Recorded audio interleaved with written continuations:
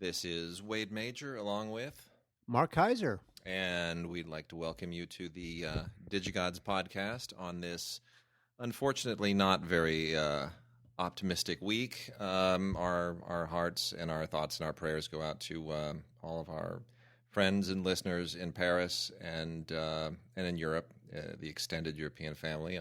Hopefully, you're all safe and not too shaken by the events in Paris, and hopefully life can get back to normal for everybody at some point soon. Okay, can I say something unpopular? Yes, by all means do it. Okay. Now, the friends that I have in France, yes, I emailed them individually to them. Yeah. They were emailed by me. Yes. When I go on Facebook and I see all these people saying, prayers for France, we love you, France. We're all thinking about France. I have to call BS on that. Yeah. Now, obviously, if you're from France, I'm not talking about that. I'm talking about the guy in Boise, Idaho, who says prayers for France. Yeah. I think a lot of those, posts, they're narcissistic. People post like bandwagon posts. It's their bandwagon post. It's just people saying it's not about France. It's about saying, look at me, look how nice I am. Yes. It's narcissistic. I appreciate the sentiment, but I hear what you're saying. I mean, you want people to be supportive, but you want them to be sincere at the same time. Here's sort of. I have a relative in Paris on the outskirts, not in a good neighborhood. I got a friend in the city of Saint-Mandé, which is basically like a little tumor on Paris. It just kind of sits there on the eastern side. And I know what and I have people I know through work and whatnot. So I know people in Paris, and a friend of mine, a very good friend of mine that I used to work at Air France with, literally came home 2 days before. She was there visiting family, and then the day of the Charlie Hebdo attacks in January 10 months ago, my wife would normally have been arriving there that day. That was the day she was scheduled to arrive, but they didn't go. So knock on wood, but in any case, and also sending a shout out, not to be forgotten as well, to anybody in Lebanon. I don't know that we have any listeners in Lebanon, but I'm sure we have a lot of family members listeners who may have family members in Lebanon. So our hearts and thoughts and prayers go out to them as well. That kind of got overshadowed, I think, because people are just sort of accustomed to bombings in Lebanon, and I don't think people go to Lebanon to vacation. So they sort of overlooked that, and the news didn't really report it very well. But again, that was a hit in Lebanon as well, and that's horrible. So we will carry on with the show and try to elevate your spirits a little bit and do the best that we can, cover all of these wonderful titles. Mark, welcome back. Thank you. Sorry about the Mets. So tragic. So close, but yet. Well, what's funny is that we did not deserve to win that series. The Royals were very good. They exploited our weaknesses. However, given all that, you realize that 3 of the 4 games we lost, we were leading those games in the 8th inning or later. I noticed. So it wasn't like it was just a bunch of blowouts. Yeah. So as poorly as we played and as good as the Royals are, if our closer did not set a major league record by blowing 3 saves in a World Series, if he didn't blow any of those saves, we'd be world champions. Oh, well. And by the way, I know what you're asking yourself. It's going to be a good team next year. No, it's not. No? Daniel Murphy's already gone. Cespedes is gone.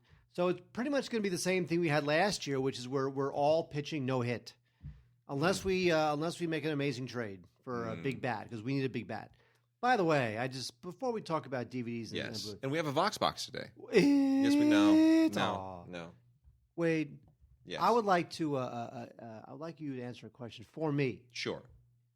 I went to 3 of the World Series games. That's why I was in New York. Yes. I went to games 3, 4, and 5. Yes.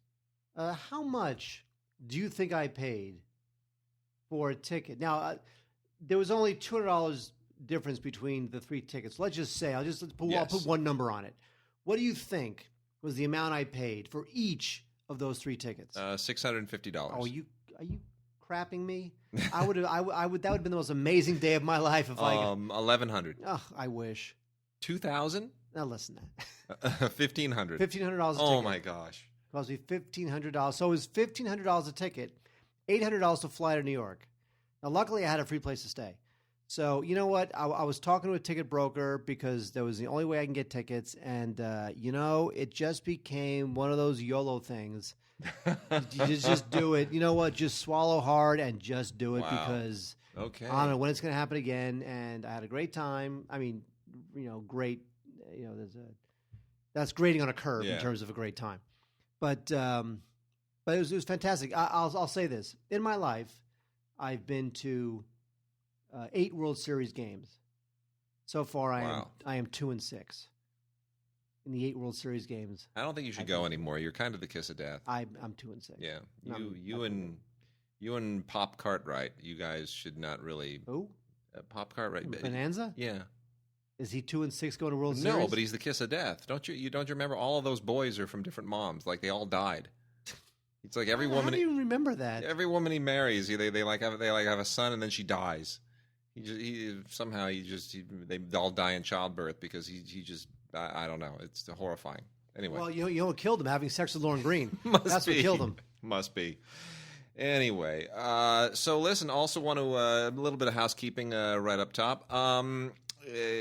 Please continue to visit the DigiGods.com and check out the rundown of the shows every week. We have them hyperlinked to Amazon for your convenience. Let us know if you like the way we do it. We've had some suggestions. Some people would like for us to annotate the list with our recommendations as opposed to just having an alphabetical list of the titles we cover.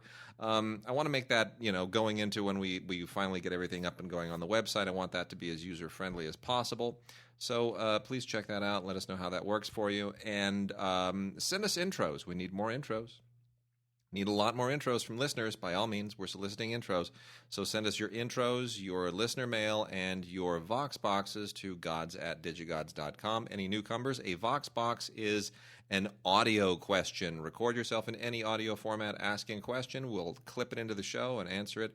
And we have had the recommendation to do an all Vox box show. We don't have enough Vox boxes. Well, we don't have enough Vox boxes yet. So load us up with Vox boxes so that one of the shows during our hiatus we might be able to chime in there. Mark will, of course, be gone again for a bit in December because work is loading you down with something top secret. I'm not even going to inquire. It's not top secret. Well, whatever it is. I know you're doing... Well, also, I'll be gone for Thanksgiving. You'll be gone, yeah. I'm going to New York, going back to New York for Thanksgiving. But you will be here for next week for the holiday show. Indeed, I will. And then you'll be taking off. So next week, big holiday show. Got big things. We got interviews, Mark. Got interviews. I know. It's exciting. I was there. Yep, we got interviews. By the way, can I call you out on something? Go ahead. On DigiGods.com, go to DigiGods.com if you want to read the worst metadata ever. Yeah. Okay. From last week? This is the metadata from last week, and then we'll talk about DVDs because this is taking too long. See, Mark usually writes the metadata, and last week I decided to write it because I couldn't control myself. With Mark still away, Wade and Tim, our good friend Tim Cockshell, Wade and Tim run a Royal Hollywood gamut from Burt Reynolds, listener doesn't care, Sidney Poitier, listener doesn't care, Susan Hayward, listener doesn't know who that is, W.C. Fields, maybe the listener might have heard of them possibly. Dirk Bogart, forget that. That's a non-starter. Now you're going. Amy Schumer, Arnold Schwarzenegger, Naomi Watts, Jackie Chan. Those are good. Dr. Goldfoot, no one knows who that is. Dr. Terror, I guess that was the guy with the mandible. No one knows what that is. This metadata is terrible. Well, you're supposed to entice people to listen to the show. Not go, oh my God, we're going to talk about Dirk Bogart and Susan Hayward. I can't wait to download that. Yeah, there we go. That's what I do. That's what I do. Just you let me write the metadata. I will. So, there was something else I was going to talk about at the top of the show, and it has completely slipped my mind. But anyway, is there a comment section on the DigiGods? There's not. I think you can. Is there a comment section on the DigiGods?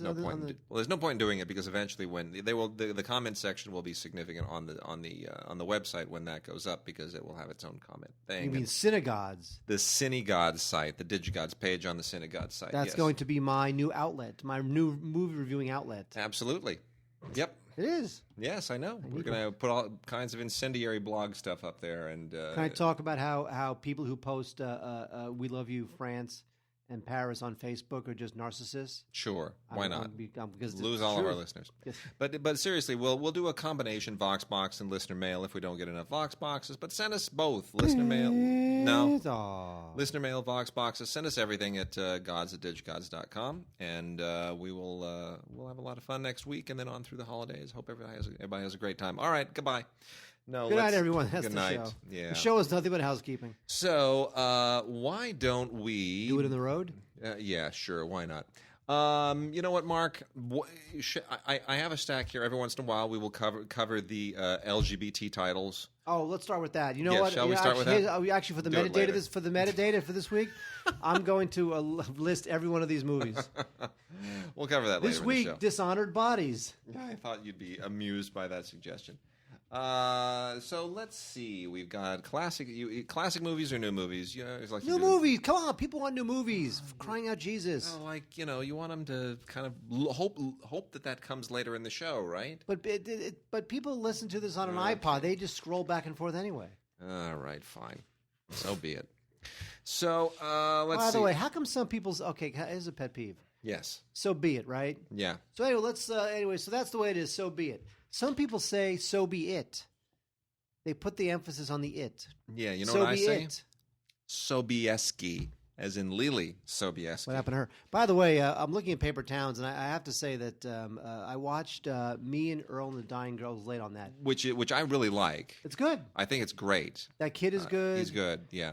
Is very... Paper Towns, it's kind of I don't want to say it's a low-rent version of it, but it's sort of like the version that's not as good. Well, it was written by the same guy who wrote The Fault in Our Stars. What's his name? John Green. Which is a more serious version of Me and Earl and the Dying Girl. Yeah, this is definitely not as this is not as effective. It's a little more, the thing with Me and straighter. Earl. Yeah, the thing with Fault in Our Stars and Me and Earl is that it deals with pretty heavy subject matter in two completely different ways. This one deals in a typical subject matter in a typical way. It's kind of a road trip movie, but.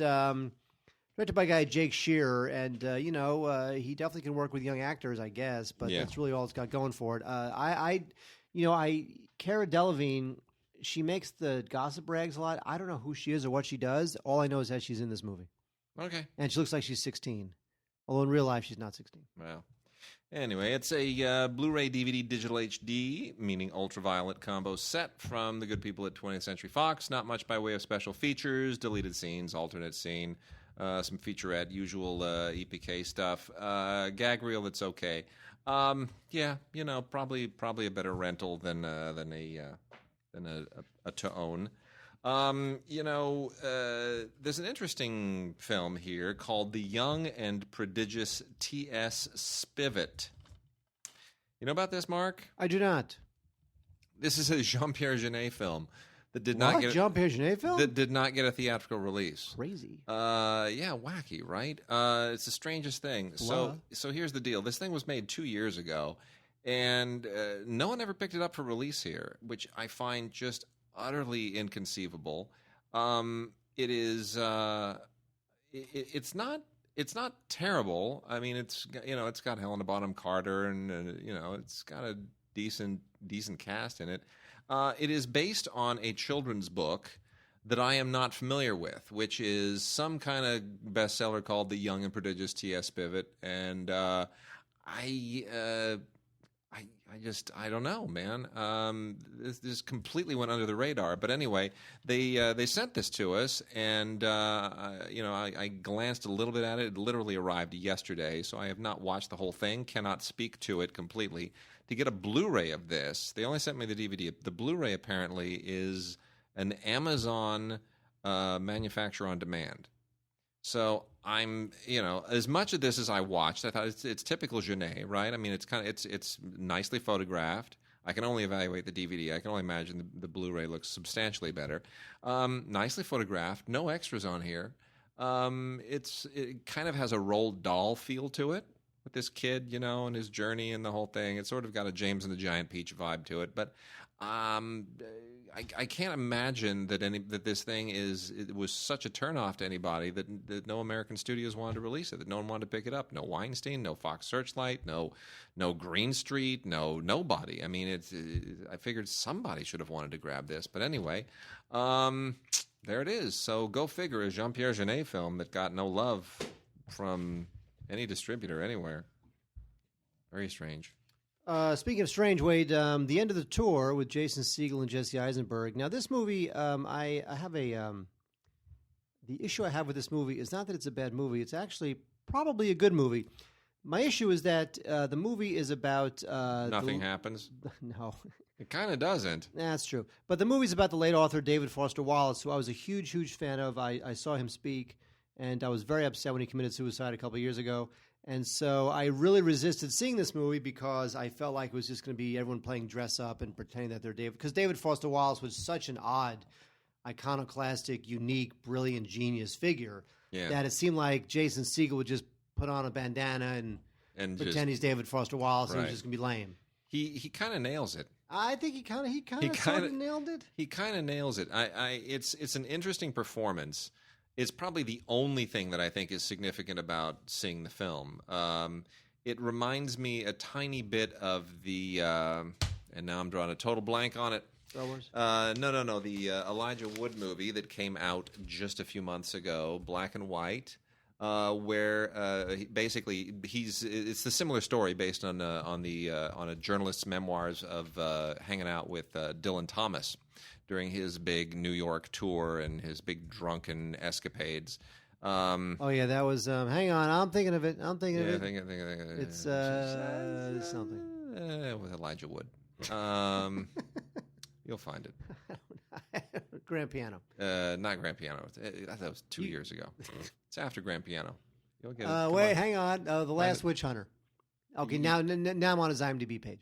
Okay. Set Fire to the Stars. There you go. Set Fire to the Stars. Why wouldn't I remember that? It's such an easy title to remember. Good grief. Anyway, so similar kind of a deal, yes. but end of the tour. I mean, it's Jason Segel shows. Here's the thing about his performance. It's very Jason Segel-y, but it's also very good. So he somehow finds that groove between where he's not stretching too far, but he kind of still captures the essence of David Foster Wallace.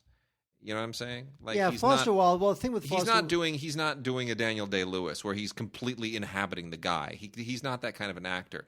So he creates his own kind of impersonation that's still partly him. So he doesn't have to stretch to where it's embarrassing. Yeah, I mean, having seen Wallace in person, I got to say that it's like he's the type of author who probably killed himself because he was like eaten up by his own internal thoughts. Yeah. He's just this guy who just can't turn it off. No. And so Segel has to be able to portray that. And even seeing Segel smile as Wallace feels weird. It is. Because the real Wallace was such a tortured figure. Yeah. But it's good. I mean, it's good. And Jesse Eisenberg didn't make me hate him like he usually does. That's like his thing. Yeah. But nice seeing Joan Cusack again, right? Yeah. Where's she been? So Peter Bogdanovich is back, and worse than ever in the horrible She's Funny That Way. No. This is just terrible. I love this movie. Why did you hate? It's like so old-fashioned. It's like an old-fashioned screwball comedy. It's like What's Up, Doc? It's old. What's Up, Doc is hilarious. So is this. No. You know who's good in this? Jennifer Aniston's funny. She's hysterical. Jennifer Aniston is the only one who nails that screwball feel. Everybody else is running around going, Owen Wilson still thinks he's in a Woody Allen film. It's just terrible. This thing is just... I love this movie. Really? I think this is fantastic. I think it's so much fun. No, it has no Rhys charm Ifans, come on, Rhys Ifans. Charm or wit, and the horrible accent on Rhys Ifans is great. The horrible accent on the girls. Oh my gosh, she's top. wonderful. Oh, it's the worst. Oh, it's so much fun. The girl, of course, is Imogen Poots, who is British, but she puts on a complete Brooklyn accent. No. She literally, if you took every resident of Brooklyn in the last 100 years and combined their accents, it would not be her accent. Okay. Okay, the idea basically, just so that we explain this to people so that they don't know, so they understand what we're fighting over. The idea is it's all sort of from the point of view of a woman who is a star, played by Imogen Poots, who's talking like this. She's talking with the really, really thick New York accent, and she's a star now. And how'd she get started? Well, it's implied in not so many words, and rather obviously, that she started as a call girl. And then we go, obviously, into the flashback episodes of how this unlikely stardom was manufactured and all of the characters that are in her orbit. And Jennifer Aniston is so outrageously funny as just the biggest bitch who has ever walked the earth. She is so angry at everyone. And she's funny. She is funny. Including and especially Will Forte, who's her boyfriend, and who she just abuses with reckless abandon. It's horrific. Rhys Ifans is just this Broadway Svengali. You're out of your mind. I mean, by the way, on. can I say too about Imogen Poots and the horrible accent? Not her fault. I mean, she had that accent, and Bogdanovich said, "I like that. Let's keep doing that." I thought this so was that's his fault. That's on him. Fashioned. Huh? I thought it was fun and old fashioned. Blu-ray and ultraviolet on this one. Special features include a commentary with Bogdanovich, which is great. If there's anybody I could listen to for just hours and hours on end, it's Bogdanovich. 100%, absolutely. He's just an absolute joy. If you've gotten sick of commentaries and you just kind of ignore them and don't care to listen to them, and there's just something on an extra, stop and just listen to this one. Even if you don't even watch the movie, just listen to Bogdanovich talk. It's wonderful. And he does it with his co-writer and producer. And then that's it. Nicolas Cage in Pay the Ghost. Evil walks among us. He's becoming like the Steven Seagal of the A-list actors. Seriously, yes. If we wanted to make a movie and get Nick Cage to star in it, how much money do you think we'd have to pay him? Like he's still paying off a bunch of his taxes, right? Yeah. I mean, so if we can come up, let's say if we can come up with his salary, he'll do anything, right? We know that. It can't be more than $5 million. Okay, it can't. I'm sure. I'm sure for some of these films it's a lot less. Left Behind, there's no way. I bet you could get him for $2. Seriously, I'll bet you for some films, I bet you he will do. I'll bet you if it's like 1 week's worth of work, you could get him for like $500,000 or $600,000. So why don't we do this? Let's Kickstarter campaign. Let's kickstart. You and I kickstart like $600,000 just to pay for Nick Cage's salary. And we'll just use my 7D, and we don't even need a script. We'll just like wing it for a week. We'll just make a movie with Nick Cage, and it's money in the bank. No, here's what we'll do. Because people, apparently, they want to see him because he keeps doing stuff. Here's what we'll do. We'll write an entire 100-page script. Yes. Of which we need Nick Cage for 3 days. There you go. So we contact him. Yes. And we say, hey, we need you for 3 days. Show him the script. He'll do it because we're going to pay him. Okay. All we ever shoot are his 3 days, and then we make it into a short film. That's what we do. You know. It could do. Yeah, why not? Sure. Anyway, this is a. You know what I'm telling you? Here's the thing. It won't happen today, and it won't happen tomorrow. But someday, Nick Cage is going to have one of those roles, like Mickey Rourke in The Wrestler, where you'll be like, "Oh my God, he's back." Yeah, well, and then he'll fall off the wagon again. That'll be it. So he's a guy. His kid disappeared a year earlier during Halloween, and now he's having haunting these like hallucinations or whatever, and He's got to. Now he's going to try to unravel, what happened to his kid a year earlier. I mean, as far as missing kid movies go, there's nothing about this that makes sense. But as much as we're ripping on Nicolas Cage, you know what? He still has flashes of brilliance. That guy that we once knew, who was so good in the '80s and everything. He still shows up once in a while. So I guess why not? Sure, if you're a Nick Cage fan, go for it. It's not good. It's not terrible. It's okay. Speaking of not good, terrible, okay, The Man from U.N.C.L.E. Yeah. Now it's funny. You get what's his name? Better than it has any reason to be. Well, you know what? People mark this thing as being an automatic bomb. I was kind of intrigued. I was like, this might be kind of cool. And I have to say, it's a bunch of posturing. It is. It's incredibly handsome, vapid-looking guys wearing beautiful suits, driving cool cars. I don't like either of them. Neither of them holds a candle to Robert Vaughn or David McCallum on the TV show. Neither of them, not even close. They're just good-looking guys. That being said, we're talking about Armie Hammer and Superman.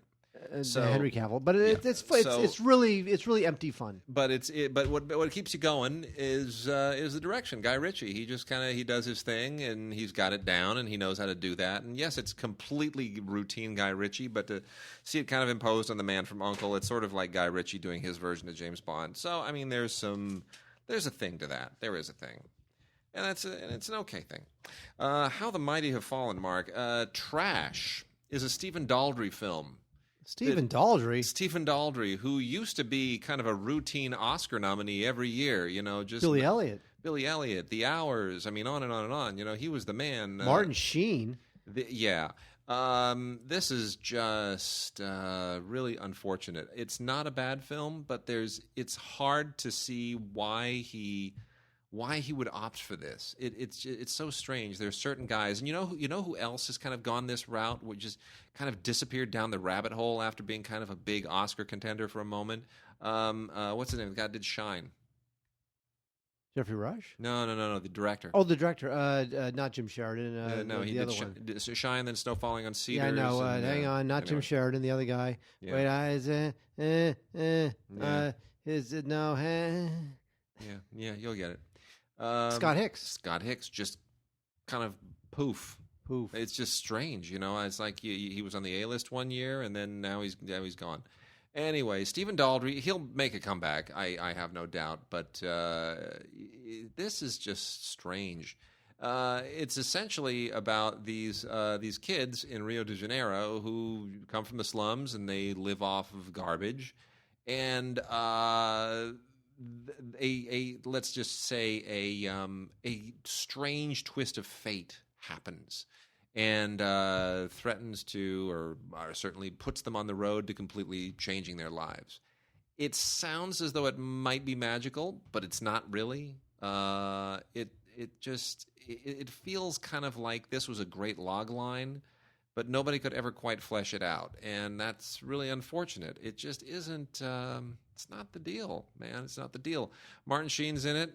He's not A-list anymore. Rooney Mara shows up in a lot of good movies, including Carol, which is going to be amazing when you see it this season. Blow your mind how good that movie is. She could get an Oscar nomination for that. But this just... Anyway, it's called Trash, and it's Blu-ray and Ultraviolet. I mean, is it worth seeing? Sure. Is it up to the snuff with a Stephen Daldry film of the past? The Hours, The Reader, absolutely not. Billy Elliot? No, not even close. Not even in the ballpark. It's just I have to believe he's getting better offers than this.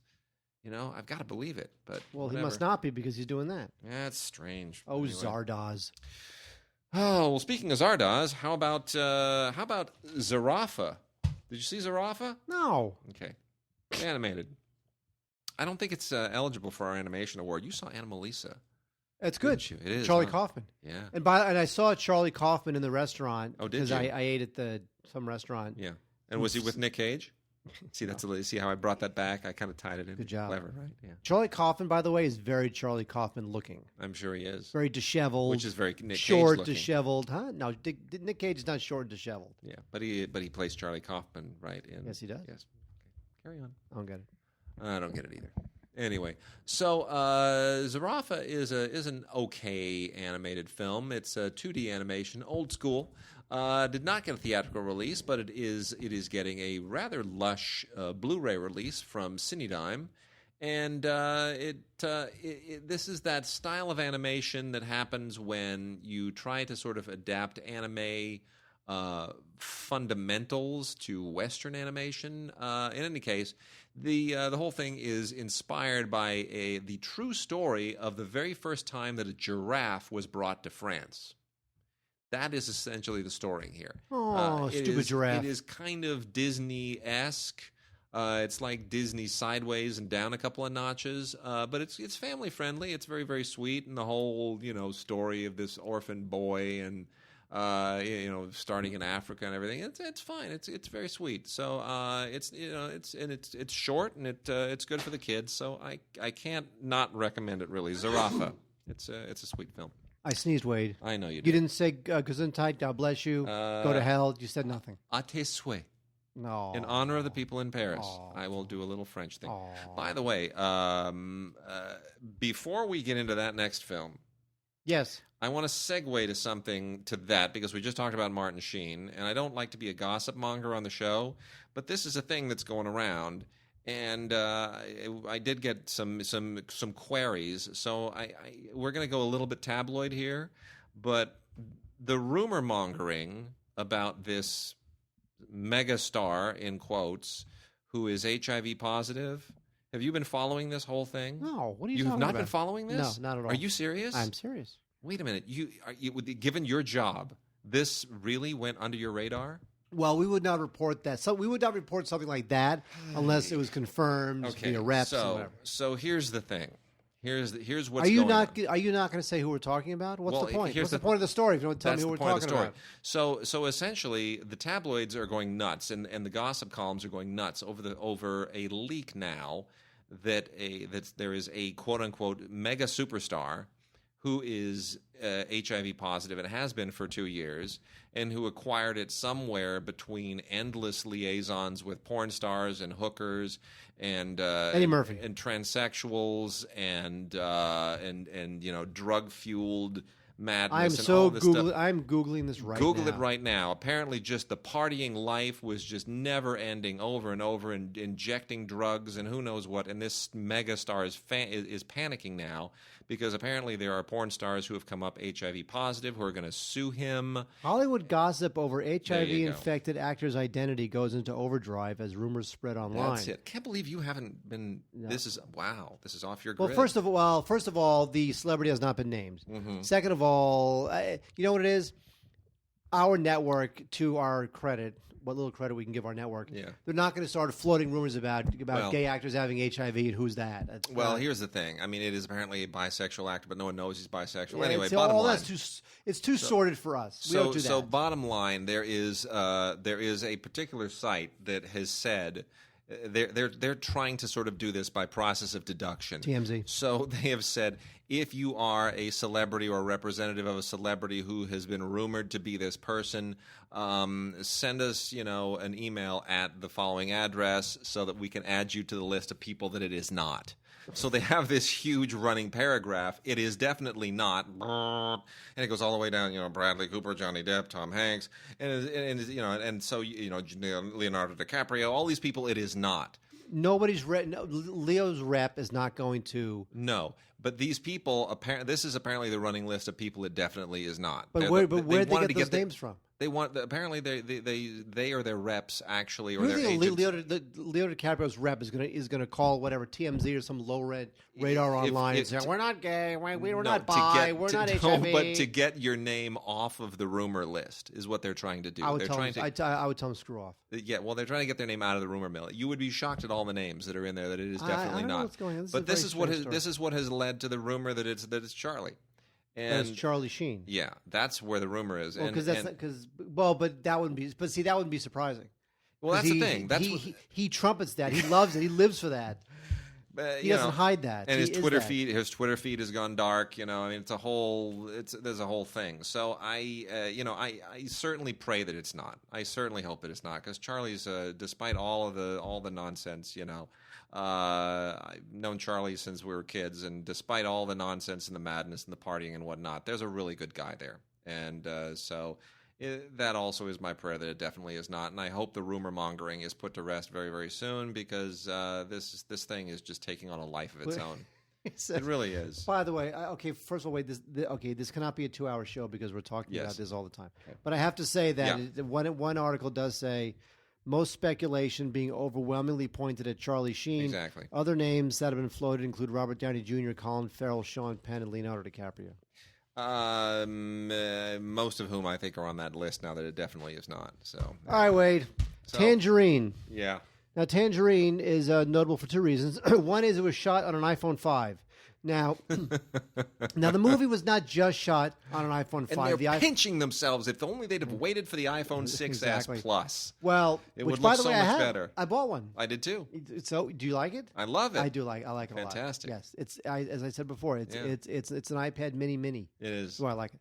Anyway, the iPhone 5 that the director Sean Baker shot this on was equipped with brand new anamorphic lenses that just fit an iPhone 5. So it wasn't like he took an iPhone 5 like you and I would. But they're anamorphic lenses that they never change. It's the same lens. It's the same focal length for the whole movie. It's not like he switches it up and you'll get, different focal lengths like you would with a real movie where, okay, we'll throw on a 50. All right, now we throw on the 25. Now we throw on the, Which for this film is fine because it's a very raw, street level sort of a movie. Yeah, it still looks like a home movie, but carry on. The other thing that's notable is about it. Wade wants me to say something I'm not going to say. It's it is a rather raw, rambunctious, sometimes funny, sometimes seedy and dirty look at a particular subsection of L.A. life. There's a stretch of Santa Monica Boulevard, which I drive by every morning. Every morning. Look, here, if you live in Los Angeles, here's how it goes. Santa Monica Boulevard is one of the streets, like Wilshire and others, that goes all the way from Santa Monica and the coast, zaps all the way through Beverly Hills and into downtown Los Angeles. So Santa Monica Boulevard it has a lot of different stretches. And once you get through Century City and Beverly Hills, then you come to West Hollywood, the stretch that they commonly call Boys Town, which is, West Hollywood is a predominantly gay community, and that's where a lot of gay bars are, and a lot of it is. But that's west of where this movie takes place. Right. And then when you get past that section, then you get into a really weird, seedy section that is where the emigre Russian community has settled, and it's also where you start getting all the transsexuals, and there's a lot of prostitution, and it gets really kind of seedy and weird, and that whole Russian transsexual mix is... I used to work right there. Yeah, you know the deal. I saw them. Yeah. I mean, there's like a Russian video store next to a gay porn theater, and it's very... There'd be like two little old Russian ladies carrying their vodka. No, there was a guy... Passing a prostitute. It's a strange stretch of town. There was a guy, and by the way, because when I watched this film Tangerine, which is an interesting movie, I have to say, for the first 10 minutes, I thought, I do not want to spend the next 90 minutes with a bunch of... Essentially, the story here is that the director, Sean Baker, right, who's very kind of, he makes these edgy, avant-garde kind of... He's like Larry Clark. He's Larry Clark, right? Yeah, same kind of deal. So he wanted to take an iPhone and shoot a movie with... He met these transsexuals in West Hollywood, and they are not prostitutes, but he decided to cast these non-actors as prostitutes in a movie about one of them looking for her pimp, and he's cheated on her and all this kind of stuff. So this is essentially what it is, and it gets very raw and hysterical, and then it gets into this Armenian cab driver and his family, and it gets very uncomfortable. That stuff with him is very awkward, and I really didn't like it at that point. It just kind of pushed some bad buttons with me. But what's funny is that as I was watching the film, I thought, this film is dirty, it is seedy, it is unpleasant, I want to take a shower, but that probably meant that the film was kind of working on you. It is. And that's okay. I wish it were a little more... A little less raw? Let's put it this way. I was never unaware of the fact that I was watching a movie that was shot on an iPhone. The acting, the photography, it never really made me disappear into that world like a Larry Clark film would, where if I'm watching kids, the disturbing thing about kids is I forget I'm actually watching a movie. I feel like I'm a fly on the wall of some place where I just don't want to be. Here, I never felt like I forgot it was a movie. All right, by the way, I just have to finish my story because finish your story because nobody cares, but I'll finish it anyway. So I used to work in the area on Santa Monica and Highland where this movie takes place. The whole movie takes place in this area because that's the block that they go up and down. And it's true.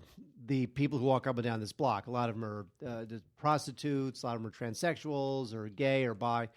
There was this one guy, true story, and I was young when I used to work on this block. Oh, I know. And I was like pretty 12, I was 13. I was a 12-year-old sex worker. No, I was working at a TV company. Anyway, yes. So scary. So there was this guy. He was about 6'2", African-American guy. Yep. He would walk up and down the street with no shirt. He was totally ripped. Mm-hmm. One half of his face was painted white, and the other half of his face was painted black. And? Like that episode of Star Trek with Frank Gorshin. Oh, yeah. That's what this guy was. Let that be your last battlefield. Yes, I don't think he was making any statement on that, and he would walk up and down the block, tall, ripped, shirtless, with his face painted, and that's all he would do all day long. Did Frank Gorshin ever act on a television show as a character that did not wear leotards? He kind of did that all the time, didn't he? I don't know who you are. Anyway.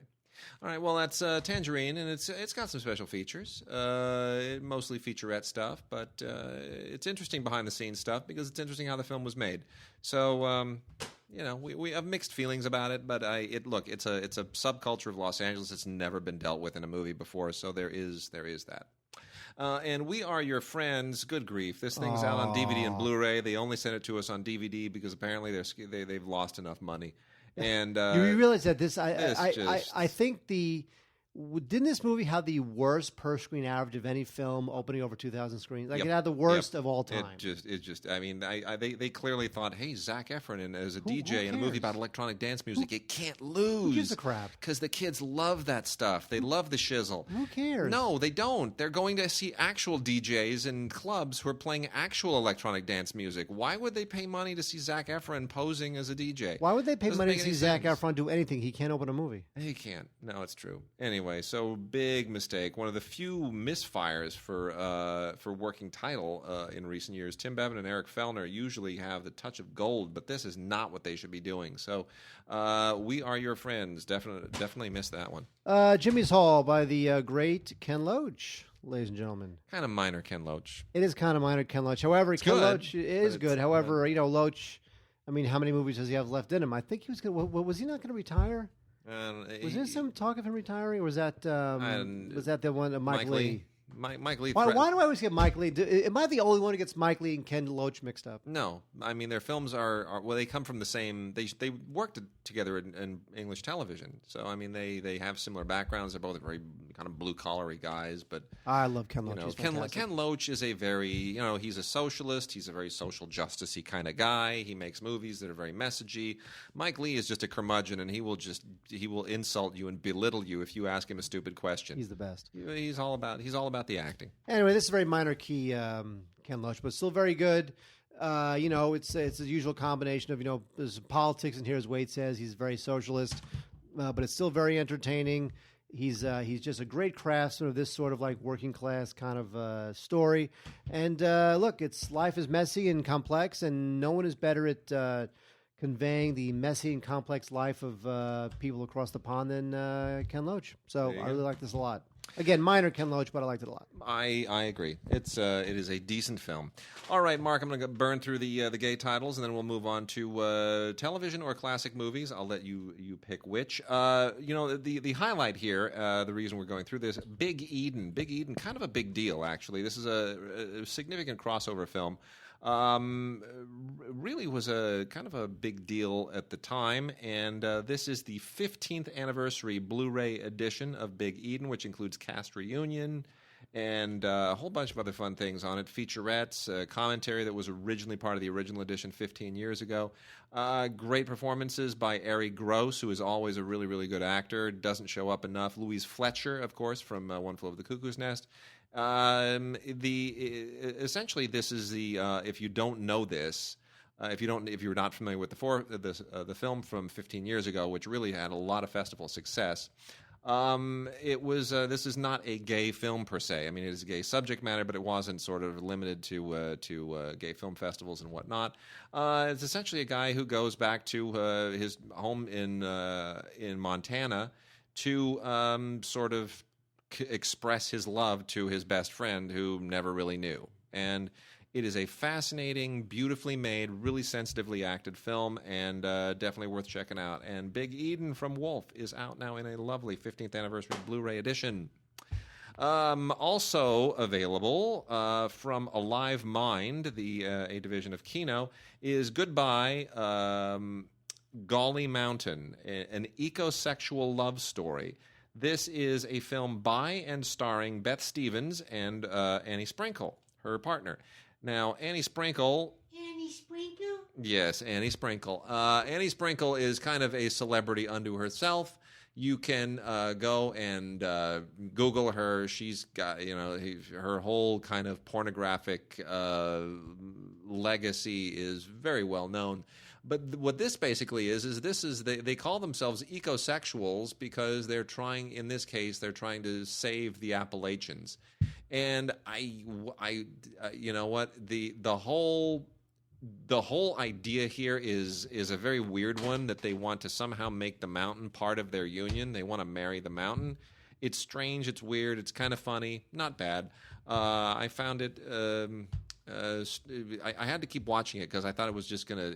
You just don't know where it's gonna go. It's just weird. Then we also have, as long as we're on the, we just talked about Tangerine. As long as we're on the transsexual bandwagon, why not? Let's go all the way. Mala Mala. From Strand is a kind of they call it a landmark documentary. I don't know if it's a landmark. There have been other documentaries like this. It is in Spanish. It's a Spanish film, but it is essentially looking at it's just about transgender people. What can I tell you? It's a documentary about transgender people. It's a documentary about transgender people. It's a documentary about transgenderism, and does it in a very mature and interesting way, a compelling way, and that is kind of in the conversation right now, thanks to Jeffrey Tambor winning awards for that Amazon series. Transparent. Transparent. So that adds to the conversation. We also have the not so bad in the grayscale, also from Wolf. Kind of, sort of routine. I wouldn't call this crossover. This is kind of sort of routine, but respectably made male gay stuff. We also have, along the same lines, a reunion from Aristocle, slightly less interesting. Liz in September is a very, very good film from the French director Fina Torres, who previously won an award at Cannes. It is based on a novel, and actually very, very nicely shot. A little thin by way of story. It's based on a play which has lesbian themes in it, but it's got that Euro sheen to it, and it gets away from the playness, the theatricality a little bit, but nice Mediterranean backdrop and some good performances. If you're a fan of Eastsiders, this is also from Wolf. Eastsiders is in its second season, and I'm only vaguely familiar with the series, but I guess others are. And then we have a quartet of films from TLA, which include Supernatural, Everlasting Love, which is a manufacture-on-demand title, Dishonored Bodies, and then the one that is probably most significant, Jess and James, which got a lot of festival exposure and is actually pretty well done, pretty well acted. I wouldn't call this a crossover either, but it's in Spanish, so it feels, if it's in a foreign language, it just feels foreign. Like it feels significant. It feels important. It depends on the language. Yeah, sure. Certain languages make things sound lame. You know what I have to say? English, not a pretty language. Well, it is. French is a pretty language. French is a pretty language. Swedish is a pretty language. It is not. Mandarin, if spoken by a woman, can be wonderful. And it's womandarin. Oh, stop. That's a joke I would have come up with. That's not funny. In other words, a bad joke. Yeah, something like that. Do those. Okay, which, these? Yeah, the ones right there. Okay. Do all those. Are we doing all these today? Well, we're going to try to get through as much as we can because next week is the holiday show. It's all gifts and holiday stuff and, all that kind of... Go. All right, all that kind of jazz. You. All right, rock on. Let me just do these real quickly here. Gene Autry Collection 12, 4 more Gene Autry movies that you've probably never heard of, but if you got the first 11 volumes, why stop now? Sagebrush Troubadour, Ride Ranger Ride, Yodeling Kid from Pine Ridge, and Gold Mine in the Sky. All of them are exactly the same. Every Gene Autry movie is just like every other one, I'm finding out. And then, real quickly, Tim and I talked about last week the sequel to the original Dr. Goldfoot and the Bikini Machine, and this week they finally got us the original Dr. Goldfoot and the Bikini Machine with Vincent Price and Frankie Avalon and Dwayne Hickman, and of course Susan Hart in a bikini. This is from Kino Lorber Studio Classics, a wonderful thing that they've mined from the 20th and MGM library, directed by Norman Taurog, who of course did a lot of great comedies of the day, and Vincent Price is priceless. truly priceless. He is Vincent Priceless in this. A lot of fun. I think this movie is just a gas. I do. Dr. Goldfoot and the Bikini Machine, the original fembots. Mark. Oh, yes. Am I saying something? There you go. A Bullet for Joey, I will only recommend because it was directed by Lewis Allen, my step-grandfather. Yay. Yay. It was funny because we talked about Trumbo before the show started, and Lewis, who was my father's third wife's... Lewis Allen was my father's third wife's don't break your brain. Stepfather. Of course My he was. father's Yes, third wife's stepfather. There So you I go. am related vaguely by marriage to Lewis Allen. Oh my! Who was goodness. director of A Bullet for Joey. This is okay. It's an okay film. It tries to combine all sorts of like subgenres. Like it's got the Canadian police, it's got foreign spies, it's got American gangsters. So there's a lot going on here, but it's got a good cast: George Raft, Edward G. Robinson. Top line this thing. And so, look, if you like this kind of stuff, this is from 1955. Kino Lorber. They always do a good job with this kind of material. So yeah. I would definitely check out if you're into like screen tough guys. You like that kind of stuff from the 40s and 50s. Minor Edward G. Robinson and George Raft, but still a good movie. Bullet for Joey. Yeah. I was not a fan of the troll films because all those troll films came out at a time when I just didn't like seeing these types of movies. Now that I'm a little bit older and I'm watching them now, and I'm not that easily scared anymore. They're kind of campy and stupid. And when I say campy and stupid, I really mean campy and stupid. Now, the original Troll, you got to check that out because it co-stars Julia Louis-Dreyfus. And Julia Louis-Dreyfus, there was a time. Now, Julia Louis-Dreyfus was always a pretty woman. Yes. She was never like an unattractive lady. No. But there was a time. Yeah. And to see that time, you should check out Troll. Because Troll is from, like 1986. Mm-hmm. When Julia Louis-Dreyfus was hot. That was kind of right after her SNL days, right?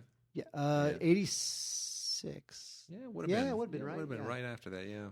And then, unfortunately, they made Troll 2, which it looks like they made on a much smaller budget with a much less interesting cast. So I would pass on Troll 2, although when this Blu-ray collection is Troll 1 and 2, but still, all you really need is the original Troll. I'd pass on Troll 2.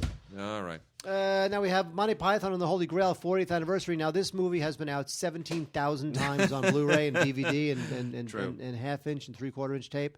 So, what they do here is they give you a new Q&A with some of the Pythons, and sure, that's fine. But a lot of this stuff was on previous Blu-ray and DVD iterations. So I would just look. If you don't own this at all, you might as well get this. Mm-hmm. But if you already own one, there's no reason to get the 40th anniversary Blu-ray of Monty Python and the Holy Grail. Which, by the way, I was saying to somebody the other day, it's something very controversial. Monty Python movies, yes, hilarious. Yes. Monty Python TV shows, lame. Yeah. Lame. I know. Monty Python TV, lame. I know. Monty Python movies, hilarious. I agree. How could that be? I don't. You do not agree. I don't agree. You I'm just you trying to. love it all, right? I'm just trying to shut you up so I don't argue with you. Okay. I'm serious. So, Living in Oblivion has never been on Blu-ray. It is now on Blu-ray. The Tom DiCillo film that won the Screenplay Award at the Sundance Film Festival is now enjoying its 20th anniversary, and they have finally put it out on Blu-ray. So thank you, Shout Factory, who always seems to come up with the right stuff at the right time. The Living in Oblivion, it's interesting because Tom DiCillo reunited with Steve Buscemi some years later, actually just a few years ago, 2005, on a film which my wife was working on at the time. So I got to, you remember this, I went to New York for like a month. I remember that, and you were going to screenings. You loved going to screenings by rolling out of bed at your hotel. I loved crossing the street. Well, partly because my wife would get up every day and she'd roll on downtown to go to the production offices where she was cracking the whip and doing whatever it was that she was hired to do down there. She was working for the production company, not the production. There's a difference. So the Canadian company that funded it, they hired her. Anyway, so I basically just spent her per diem every day, just walking around New York and going to places and having sandwiches and sightseeing and whenever there was a screening, oh hey, look, there are 7 screening rooms that are 5-minute walk from our hotel at 49th and Broadway, which was brilliant. And that was just, I couldn't believe it. I didn't want to go home. Don't have to sit in traffic. Don't have to drive. Literally walk 5 minutes. It's amazing. Amazing. It's fantastic. Because a lot of the screening rooms are in Times Square. They're right around Times Square. Right around. And the Broadway screening room, literally, I could roll out of bed, don't brush my teeth, don't fix my hair, shower, nothing. Just literally roll out of bed, throw on a robe and some slippers, take the elevator down, cross the street to the Broadway building, right across 49th, take the elevator up to like the 6th or 7th floor, and there's a screening room, sit down, watch the movie. 5 minutes from bed to theater seat. That was the best I have ever. I can't even get across my house in 5 minutes. Incredible. Anyway, Living in Oblivion, 20th anniversary. One of the funniest movies ever about making movies. Steve Buscemi is just the poor, most misbegotten filmmaker ever. Bunch of brand new interviews with Tom DiCillo and the producer and cast members and all the other fun stuff in here. James LeGros, the most underrated indie actor in history. I still love him. He shows up a lot on TV now, but he's great. Of course, audio commentary, and it's great. Just is a really, really great film. And for those who don't know, James LeGros in this film basically plays Brad Pitt. The movie is just, it's Tom DiCillo had such a horrible time directing Brad Pitt on, what was the previous thing? Sammy, Johnny, whatever the movie that was that they did before this. Star Wars. Where he has the big pompadour. Anyway, he hated working with not Johnny Dangerously, Johnny something. Bobby Hollywood, whatever it was. I remember that movie. That movie, yeah. Everyone's forgotten about that one. But wasn't it like half animation or something? Was there something going on there? I can't remember. It's such a forgettable film, but Tom DiCillo hated working with it. So just couldn't stand him. He was such a prima donna at the time, apparently. So he made Living in Oblivion and cast James LeGros as just like to mock him, sort of the way that Billy Wilder cast that dumb blonde in The Apartment as a way of getting back at Marilyn Monroe for giving him such a nightmare on Some Like It Hot. Showing up 3 hours late. Yeah. So anyway, and forgetting her lines and be drunk and need to put the lines in the drawers so that she could even remember what to say. Anyway, so Living in Oblivion winds up being a better film. Oh, Johnny Handsome. That's it. Johnny Handsome. See, we can't even remember. Cool World was the one that was. Yeah, that's what it was. Animation. Johnny Handsome is such a forgettable movie. I barely even remember it. Anyway. Now Johnny Dangerously. There you go. That's good. Anyway, so let's do a little Woody Allen from Twilight Time. Now, Shadows and Fog is Woody's homage to German Expressionism, and this was back when Woody was getting into the serious stuff. This is the early '90s, and I don't know that the world was ready for Woody to get into serious stuff at this point, but I have to say, if you go back and rewatch Shadows and Fog, it's kind of a good movie. Yeah. And it's got some funny stuff in it. There's a funny line where he says, in the movie, Woody plays this clerk who helps this band of vigilantes help find a serial killer. Mm-hmm. So it's shot like, it's sort of like his version of M, in a sense. And there's some funny line about how he goes, I think it's a funny film. I have the strength of one small boy with polio. I don't know this funny line. Anyway, so Shadows and Fog. It's you can Woody's working out some new stuff now. He's kind of in a transition period. It's a fun film, but it's really underrated, I think. And we have a bunch of other stuff from Twilight Time. What a great company. This is the rest of their line from and all of them now are in these clear Blu-ray cases, which are really classy looking. And you get these at ScreenArchives.com. And Sense and Sensibility finally out. I can't believe they were able to snatch this away from Sony and Columbia. Ang Lee directing an Oscar-winning screenplay by Emma Thompson, produced by Lindsay Duran, wonderful producer, and the incredible Jane Austen adaptation. It's just wonderful. There's nothing about this film that is bad. It is an absolutely delightful film.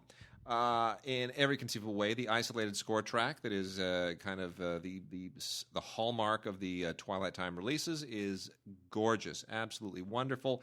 Patrick Doyle does one of his best ever scores. It's a step above what he does for Branagh. You also get audio commentary with Emma Thompson and Lindsay Duran, audio commentary with Ang Lee and James Seamus, his longtime partner and producer. And then just tons of great behind-the-scenes featurettes. It's absolutely gorgeous. And, of course, Emma Thompson's Golden Globe acceptance speech. Fantastic. That alone is like the pick of the week. Also from Twilight Time, the limited edition release of Fatherland. This is from Film 4. This is a Ken Loach film. As long as we're talking Ken Loach, this is kind of an unsung Ken Loach film that a lot of people never even knew existed, from 1986. And I wouldn't say it is his best film, but it's one of his most unusual films. It's definitely a kind of a stretch for him a little bit. It still has the political themes. It's very much dealing with this East German songwriter who is now he's escaped East Germany, but now he's facing additional pressures. He's getting out of his comfort zone and so forth. And it's Ken Loach being less sort of. Usually he deals with groups of figures. This is very focused on one guy. It's pretty interesting. And then there is Scorpio from Michael Winner, which is featuring a very aging Burt Lancaster, an aging Alain Delon, an aging Paul Scofield, all kind of trying to keep up with each other in 1973. Michael Winner, leave it alone with Death Wish. Leave it with Death Wish. This is not Death Wish. It's a minor film, but it's if you like those actors, I guess there's a little bit of it's a kind of a spy thriller. It's not brilliant. Much more interesting is Broken Lance, actually. As long as we're talking about aging actors, and aging Spencer Tracy is like wine or cheese. He's just getting better, not moldy. Richard Widmark is always great. This is a really, really cool Western from the 1950s, beautifully directed by Eddie Dmytryk and Earl Holliman, E.G. Marshall. I mean, it's just all those crusty old guys. It's really, really good. It's a rancher film, and young Robert Wagner shows up in this as well. Rancher movies are, kind of a dime a dozen from that era, but not all of them have Spencer Tracy. He is just the man. And then let me burn through the Fox MOD titles real quickly here, and then I will turn you over to a couple of those anthology things. Here's some of the stuff out from Fox MOD in the Cinema Archives, as well as their MGM line, the limited edition collection. We have The Silent Call, starring Gail Russell. True story about a poor family that moves from Nevada to Los Angeles, and they have to abandon their dog, and then it becomes a kid and a dog movie. It's okay. Sniper's Ridge, kind of a routine war movie. Takes place during the Korean War. Not terrible, not great. It's got some decent performances in it, but kind of definitely a B movie from the era. Snows of Kilimanjaro, absolutely fantastic film with Gregory Peck and Ava Gardner. This has been out before. You can get this in all kinds of illegitimate, editions that public domain things. It's not really in the public domain, but there's a lot of copies of it floating around. So this thing has been out in a million times in really, really bad editions. This looks great, even though it's MOD. Much, much better than the others. So Gregory Peck, Susan Hayward, Ava Gardner, really turn it up for producer Daryl Zanuck and director Henry King in The Snows of Kilimanjaro. Living on Tokyo Time from director Stephen Okazaki. Got a little bit of love back in the late 80s. This is, it's kind of an Asian American indie thing. A little bit of punk attitude, a little bit of rock attitude. It's an okay indie, kind of an artifact everyone's forgotten about. Hotel Colonial is in no way a kind of a film that I would ever say anything wonderful about. But if you want a cheesy movie with John Savage and Rachel Ward looking pretty slick, and Robert Duvall being his usual cranky self, I guess this is an 80s artifact that fits the bill. Mr. Billion, pretty much forgotten. The only thing that's really worth watching about this is the Dave Grusin music, which is kind of fabulous. Otherwise, it's really, really dated. Jonathan Kaplan directed this in the late 70s. This is one of those movies that just got completely overshadowed by everything else because it was just a style that's going out of style. Slim Pickens, Jackie Gleason shows up a little bit, but not really a terribly memorable film.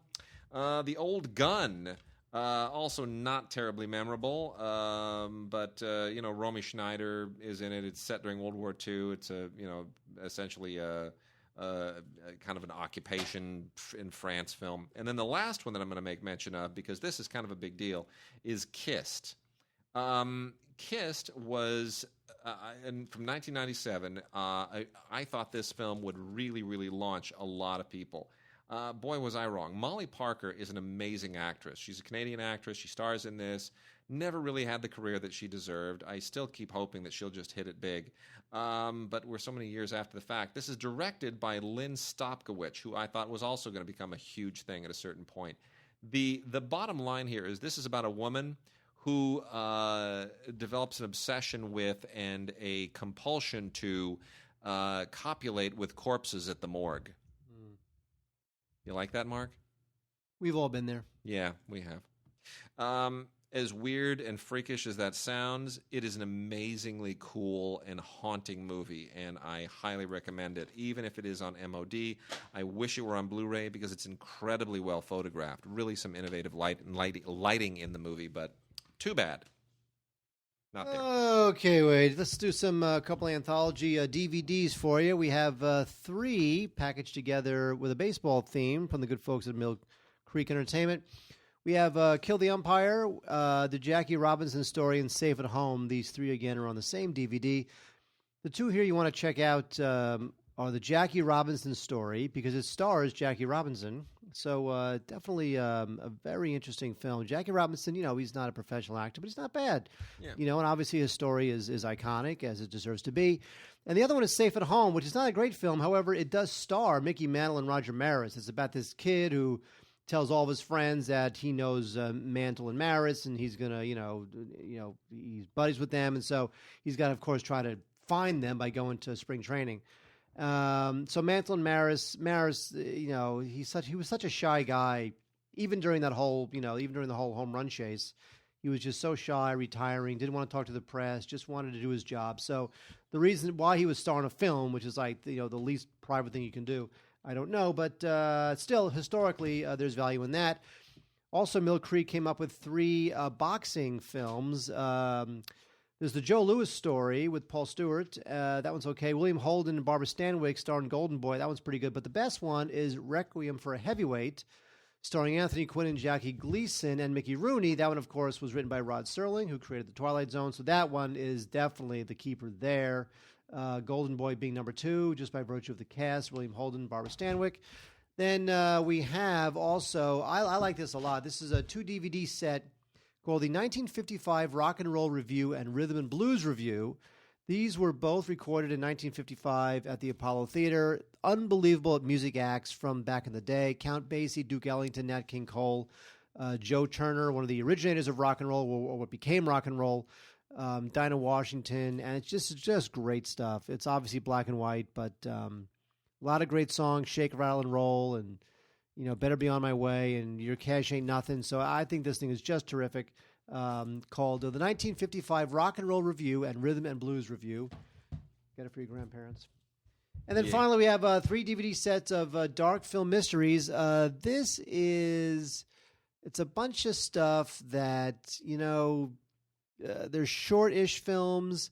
They run the gamut. Some are good, some are not good. Really all just packaged together. A little sloppily, but still there is good stuff in here. The best one, I think, is Detour, the classic Detour, which is like only 67 minutes, but it's still kind of a classic film. But there's still good stuff here, too. Scarlet Street is on here. You got to love that. Kansas City Confidential is on here. The Stranger with Orson Welles, that's on here, too. So it's actually not a bad compilation of mystery movies, but still, I think... some of these are best bought as individual DVDs, and some of these are even on Blu-ray. So, but if you want them all for a cheap price, stuff like The Stranger with Orson Welles, and of course the classic Detour and Scarlet Street with Edward G. Robinson, check out Dark Film Mysteries. And one of the best films of the 90s and one of the coolest films released this week is, actually this was released a few weeks ago, Oscilloscope has come out with a really cool anniversary release of The City La Ciudad from 1999. Indie filmmaker David Riker. This was his debut film. He took years and years and years in the 1990s to go shoot this with just basically non-actors and amateur actors, just throwing together one of the, it's kind of like Eraserhead and David Lynch, right? He just took forever to put together this black and white film that sort of wove together a collection of different stories of Latin American immigrants coming to New York City and struggling in various ways. It is poetic, it is haunting, it is beautiful, it is touching, it is romantic, it is disturbing. All of those things. It's just a really wonderful textured film, and it comes with a great half-hour documentary about the making of the film and a whole bunch of conversations with Riker and his original actors. It's fantastic. Oscilloscope really kills it with this. La Ciudad, one of the coolest films of the 90s, hopefully getting rediscovered. The House on Carroll Street with Kelly McGillis and Jeff Daniels, kind of one of those low-level Orion films from the late 80s. Didn't really go anywhere. Orion, they won a number of Best Picture awards and then had a bunch of films that just kind of didn't really do too well, which is why the company eventually went under. I would have expected better from Peter Yates, but unfortunately it just doesn't. It's is it a romance? Is it a thriller? Is it a drama? Nobody really knows. And it takes place during the House Un-American Activities Committee hearings and tries to be a political thriller at the same time. Never really does anything. Is it a little bit of a film noir? It doesn't really know. It's between all those things.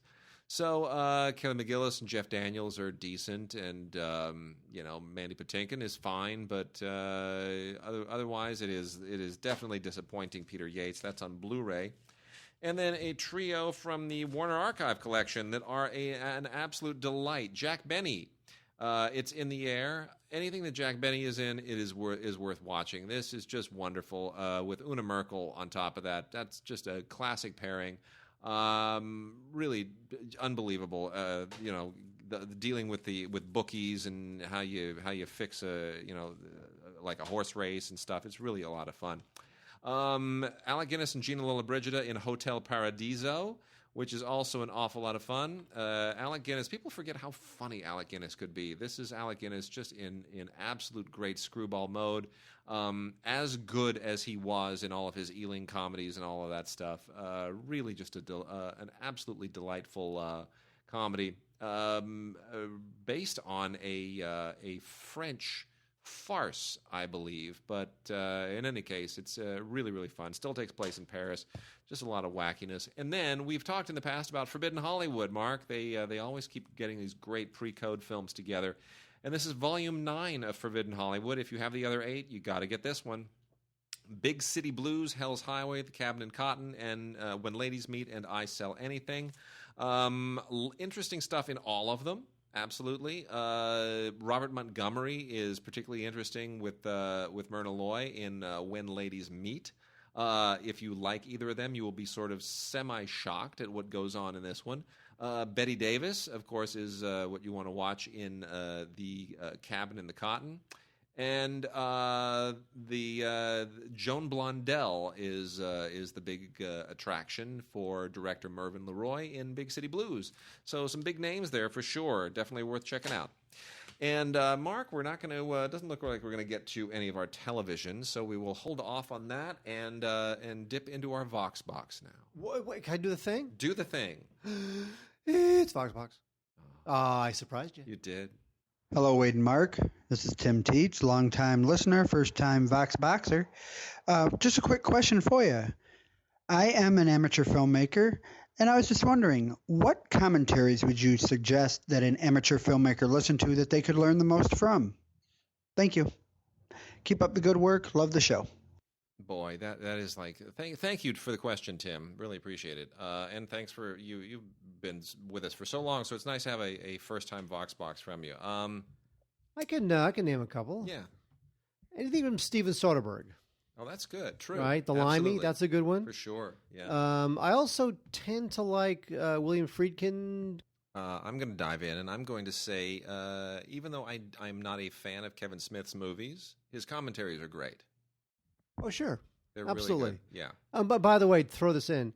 Soderbergh did a commentary for The Third Man. Yeah. And that's fantastic. Really good. Yeah. And again, Friedkin, To Live and Die in L.A., really good. I would probably, and French Connection, I would stay away from audio commentaries by Roger Ebert. I mean, as Roger Ebert's iconic. But if you want to learn about filmmaking, I would maybe not do the ones by Roger Ebert or ones that have a lot of actors in them. You really want the directors. Coppola did commentary for the Godfather films. And for Apocalypse Now, which is a great commentary. Which is a great Apocalypse commentary, Now too. I'd put Apocalypse Now right at the top. And then, but certainly, like The Exorcist, Friedkin Sure. for The Exorcist is great. Absolutely. It's fantastic. The Limey is great. Used Cars, I always mention that just because. But that's because it's funny. It's hysterical. You don't really learn anything about filmmaking, but it's just really funny. What else is there? There's got to be some good Ridley Scott ones in there somewhere, right? He's a little dry, but still, I can't think of any that I just love off the top of my head. But Cameron's done a few. Cameron did one for Aliens, which is not bad. Which is pretty good. Because Cameron, obviously, he's a very technical guy, very obsessive guy. So his audio commentaries, you tend to get a lot of that kind of stuff. Godfather and Apocalypse Now, I got to put right near the top, and I got to put Clerks up there too, because it's, even though the movie's not good in my opinion, the commentary is good, and you learn a lot about his low budget indie filmmaking process and how that thing came together. So I would, for Tim's purposes, I would say that's a good one. I'll give you one more. Yeah, because I'm on a roll now. Terry Gilliam, Brazil.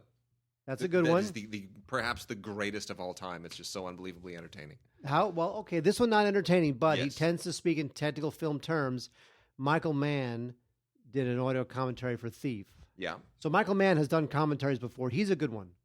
Michael Mann. And there were a couple, not that these are filmmaking related, but there have been a couple for Spinal Tap, one of them serious and one of them all in character. That was the old Criterion, right? The original Criterion Which release I think I have. They had them all in character, which is pretty priceless. Again, you don't learn quite so much. And boy, I wish I could think of some Scorsese or some Lumet ones, because Lumet just they both talk so well about the craft. Well, just read Lumet's book, Making Lumet's Movies. book, that's yeah. That's really the way to experience his thoughts on movies. Network. There's my Lumet. That's a great commentary. That is a really great commentary. All right, well, there it is.